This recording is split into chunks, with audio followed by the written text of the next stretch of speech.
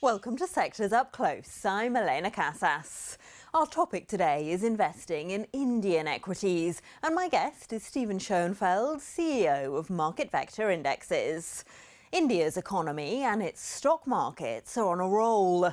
Recently released official forecasts put GDP growth in the year to March at 7.3%, with 1/10 of the country's population escaping poverty in the 5 years to March 2021.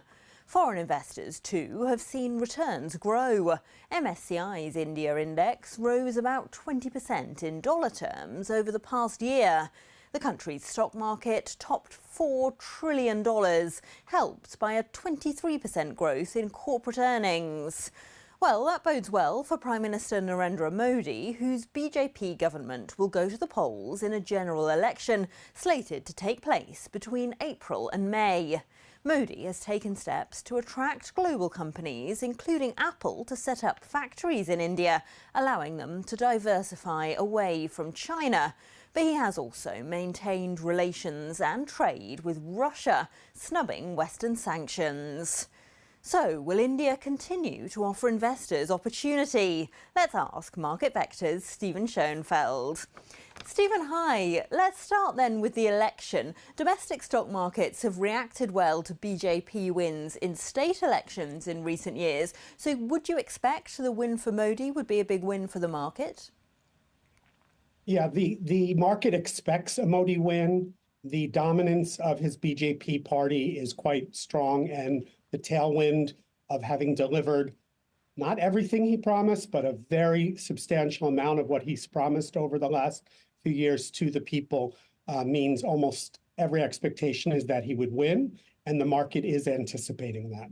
Foreign investors in India, Stephen, are betting on an incredibly fast-growing market, as you said there, and a fast-growing middle class, where we've seen huge numbers of people pulled out of poverty in recent years. But 90% of people in India still make less than $300 a month. So is the middle class growing quickly enough? And is India finding enough jobs for all those people to keep the market growing at this rate? Some of the job growth has been quite disappointing, and the government has compensated by having more basic income payments, which is not the optimal strategy for growth. However, the longer-term economic growth plans do have the potential to lift the lower income level up. And what investors need to remember is the middle class in India is getting steadily wealthier, and the size of the middle class in India is bigger than the population of the United States. So it's really an enormous opportunity. The Indian market has already seen 8 consecutive years of gains, but is there a risk it's now overvalued? It has a PE ratio for the largest Indian ETF of 29, which is higher than the S&P 500.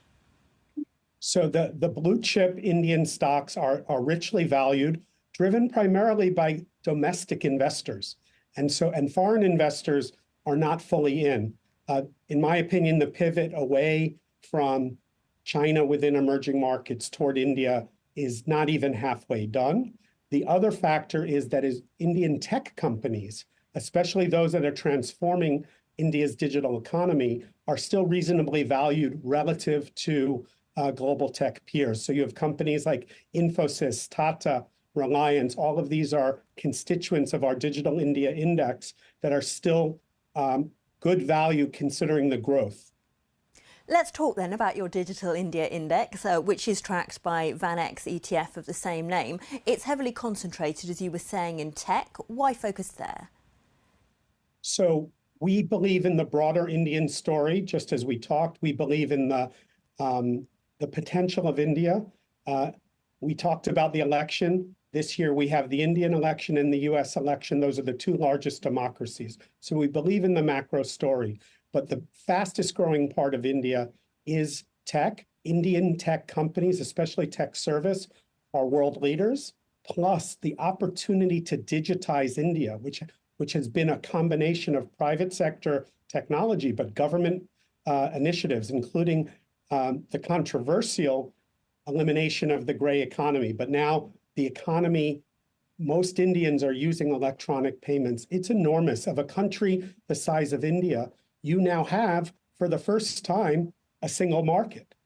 Previously, you had state governments with their own regulations. So now you have a country of 1.45 billion people that are acting as a single market, and digital transformation companies, software, hardware, e-commerce are going to really be able to grow in this space.